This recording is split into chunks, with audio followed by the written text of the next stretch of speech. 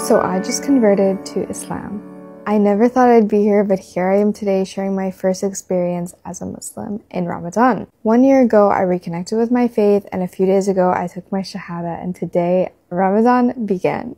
My name is Lindsay, and on February 27th, 2025, I officially converted to Islam. Well, I was born a Christian, but over the past year or two, I felt a deep pull towards Islam. After a lot of learning and praying and reflecting, I finally took my Shahada.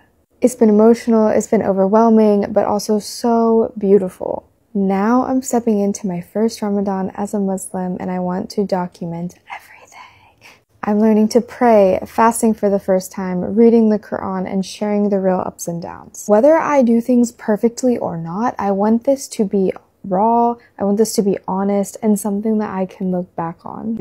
I just finished prayer today, and I just wanted to say how beautiful is it that the moment that you convert to Islam, that all of your prior lives and sins and issues were forgiven immediately. How beautiful is that? I just finished reading my second juz of the Quran, 2 down, 28 more to go. One of my biggest goals this Ramadan is completing the entire Quran, which means completing 1 juz every day.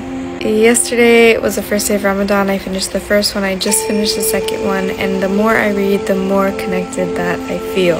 It's definitely a commitment, so I'm trying to stay consistent. I set aside time after Fajr and before Iftar so I don't fall behind. Some parts are easier to read and some parts take longer, so I just remind myself it's all about progress, not perfection. For anyone who's completed the Quran before, do you have any tips for staying on track? Let me know in the comments. Today, I went to mosque for the first time as a new Muslim, and it was absolutely beautiful. I love hearing the Imam recite the prayer. It gives me so much peace every single time, and this is a day that I don't think I'll ever forget. Someone told me I'm not supposed to cry while fasting, but is that even true? Let me tell you what the Quran actually says, because Allah praises those whose hearts soften and cries out of sincerity.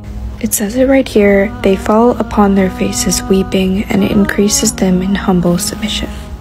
And guess what?